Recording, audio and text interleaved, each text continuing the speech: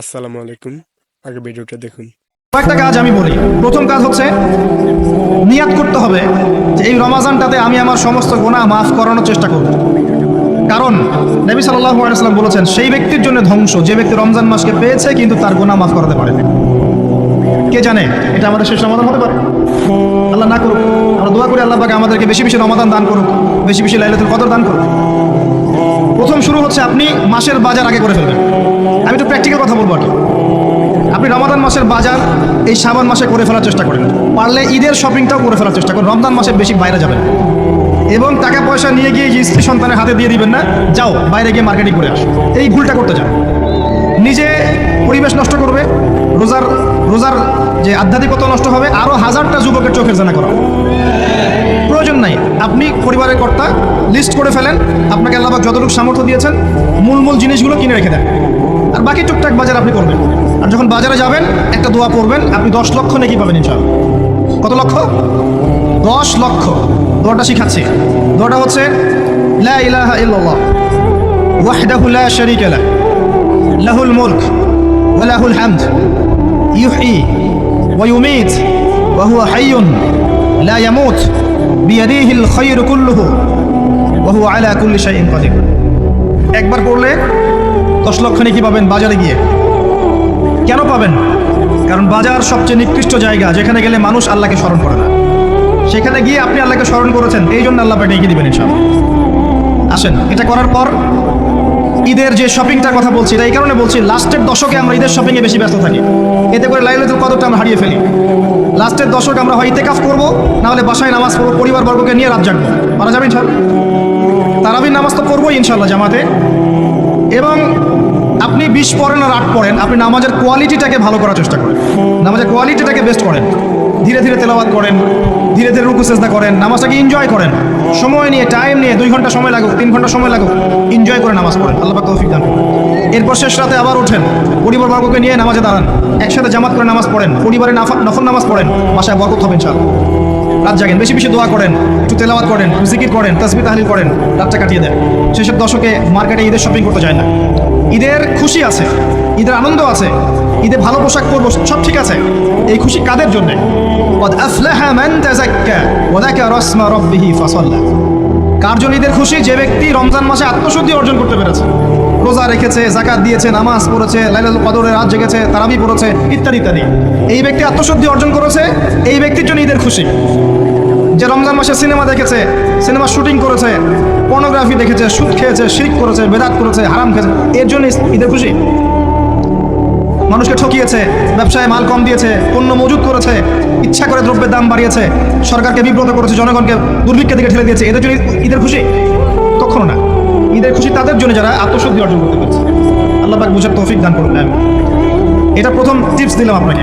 এবার আসেন, আপনি রমাদানে প্ল্যান করবেন যে আপনার জীবনে বড় বড় পাপগুলো কি কি হয়েছে।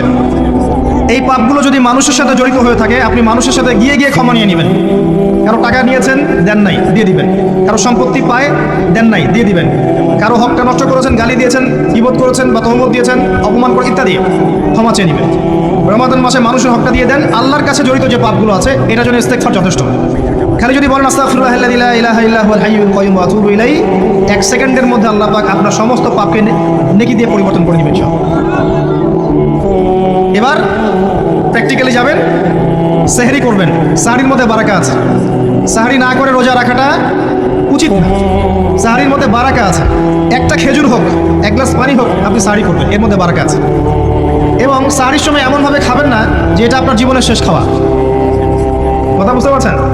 এত বেশি আইটেম করতে যায় না, এত বেশি ভোগবিলাসী হয়ে গেলে রোজার আধ্যাত্মিকতা থাকবে না।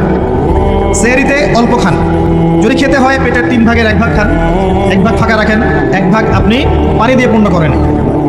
এখনকার কিছু তথাকথিত আশেকে রসুলের মতো হতে যায় না, যাদের ভুঁড়ির জ্বালায় চেয়ারে বসতে পারে না, এই কাজ করতে যায় না। এটা মুসলিমদের শোভা পায় না। আমরা পরিশ্রমী জাতি, কর্মঠ জাতি, আমাদের এইসব শোভা পায় না। এটাও শেষ জামানার হাদিসে আছে। কি নাই আসলে, শেষ জামানে 1 শ্রেণী মানুষ বের হবে, যারা হবে সাকিল, একদম বুড়িওয়ালা, ঠেস দিয়ে বসে থাকবে আরাম করে, এবং বলবে যে কোরআনে যা আছে আমি তাই মানি, হাদিসটা আমি মানি না, ইত্যাদি। আসেন, সাহরির পরে রোজা রেখেছেন, 5 ওয়াক্ত নামাজ জামাতে পড়ার চেষ্টা করেন।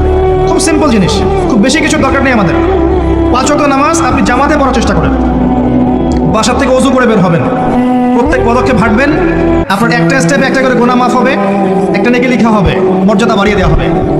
একে 10 দিয়ে গুণ করা হবে, রমজান মাসে আরো 70 দিয়ে গুণ করা হবে ইনশাআল্লাহ। ফজরের নামাজটা জামাতে পড়লেন, নামাজটা জামাতে পড়ার পর আপনি বসে থাকবেন, কিছু সময় জিকির আজগার তাসবিহ তাহলিল করবেন, পারলে 1 পারা করে কোরআন তেলাওয়াত করবেন। রমাদান মাসে প্রত্যেক দিন 1 পারা করে কোরআন তেলাওয়াত করার চেষ্টা করবেন। 30 দিন 30 পারা, রমাদানে অ্যাটলিস্ট একটা খতম করা যাবে, অ্যাটলিস্ট একটা খতম চেষ্টা করা যায় না ইনশাআল্লাহ। ফজরের নামাজ হয়ে গেছে, আপনি কোরআন তেলাওয়াত করেন, 1 পারা পড়তে সময় লাগবে আধা ঘন্টা, 40 মিনিট, কারো 1 ঘন্টা। এরপর সূর্য উঠে যাবে, উঠে গেলে পরে আপনি 2 রাকাত ইশরাকের নামাজ পড়বেন, নামাজটা পড়ে বাসায় যাবেন। আল্লাহর নবী বলছেন সাল্লাল্লাহু আলাইহি ওয়াসাল্লাম, আপনার আমল নামায় একটা কবুল হজ, একটা কবুল ওমরার নেকি লেখা হবে ইনশাআল্লাহ। এবার রেস্ট করেন, বাসায় গিয়ে রেস্ট করেন, যখন ঘুমাবেন তখন ঘুমের সুন্নাহগুলো আদায় করেন, সূরা ফালাক নাস ক্লাস পড়েন, ফু দেন, দিয়ে গা মাসাহ করেন, আয়াতুল কুরসি পড়ে ঘুমান, ঘুমের দোয়া পড়ে ঘুমান, ঘুমটাও নাকি হবে ইনশাআল্লাহ। এরপর হয়তো আপনি কাজে যাবেন, চাকরিতে যাবেন বা ব্যবসায় যাবেন বা আপনি শিক্ষাক্ষেত্রে যাবেন, ইত্যাদি ইত্যাদি। যে ক্ষেত্রেই যান না কেন আপনি মনে রাখবেন আপনি রোজাদার। যে ক্ষেত্রেই যান আপনি মনে রাখবেন আপনি রোজাদার। আমি কারোর সাথে এখন ঝগড়া করতে পারবো না, কারোর সাথে এখন মারামারি করতে পারবো না, আমি কারো গীবত করতে পারবো না, আমি মিথ্যা বলতে পারবো না, আমি মাপে কম দিতে পারবো না, আমি জনগণকে ঠকাতে পারবো না, আমি রোজাদার। এটা মনে রাখবেন। এটা মনে রাখলে পরে দেখবেন ইনশাআল্লাহ তাআলা আপনি আল্লাহকে পাচ্ছেন, আল্লাহর মারিফত পাচ্ছেন। খাচ্ছি না, আল্লাহর ভয় না। পানি পান করছি না, স্ত্রী সহবাস করছি না, কার ভয়? আল্লাহর ভয় না। এত কঠিন কাজ করার পরেও রোজার নেকি পাওয়া যাবে না যদি রোজা রাখা অবস্থায় আমি মিথ্যা বলি, মাপে কম দেই, গীবত করি, সুদ খাই, জেনা করি ইত্যাদি। নবী সাল্লাল্লাহু আলাইহি ওয়াসাল্লাম বলেছেন সেই ব্যক্তির পানাহার ছেড়ে দেয় আল্লাহর কিচ্ছু যায় আসে না, যে ব্যক্তি রোজা রেখে অশ্লীল কাজ করেছে। মা বোনদেরকেও বলবো, রোজা রেখে যদি বেপরদায় চলেন রোজার কোনো দাম নাই। রোজা রেখেও যদি এমন কাপড় পরে চলেন যেই কাপড় পরা না পরে একই কথা, ঢাকা শহরের ফ্যামিনিস্ট মেয়েদের মতো জিন্স আর গেঞ্জি পরে ঘোরেন, রোজা রাখা না রাখা পরে একই কথা। এটা রোজা হয়নি, উপবাস হয়েছে, উপবাস। ইকোনমিক সেকশন আমরা যারা আছি, আমরা যদি রোজা রেখে ওষুধ খাই, আমার রোজা রাখা না রাখা আল্লাহর কিছু যায় আসে না। আমরা ধর্মীয় ক্ষেত্রে যারা আছি, জানা অনুযায়ী আমল যদি না করি, দিনকে দুনিয়ার স্বার্থে ব্যবহার করি, আমাদের রোজা রাখা না রাখায় কিছু যায় আসে না। আমরা যদি মিথ্যা বলি, অন্যের গীবত করি, অশ্লীল কাজ করি, গার্লফ্রেন্ডের সাথে সময় কাটাই, ওর সাথে কফি খেতে যাই, ডেটিং করতে যাই, এই যে ফেসবুকের মাধ্যমে চ্যাটিংয়ে প্রেম করি, ইউটিউবে অশ্লীল ভিডিও দেখি, পর্নোগ্রাফি দেখি, ইত্যাদি ইত্যাদি, এইসব রোজা রাখা না রাখা আল্লাহর কিচ্ছু যায় আসে না। আমি হাত জোর করে বিনতি করছি ভাই, খাওয়া পান করা, স্ত্রী সহবাস ছেড়ে দেওয়ার নাম রোজা নয়, এটার নাম রোজা নয়, এটা একটা অংশ রোজার মাত্র। রোজা রেখে আল্লাহর যাবতীয় হারাম ত্যাগ করলে পরে রোজা হবে ইনশাআল্লাহ। এই কাজগুলো করার চেষ্টা করি, আল্লাহ পাক তৌফিক দান করুন। রোজা রাখা অবস্থায় আপনি বেশি বেশি জিকির করবেন। কি করবেন?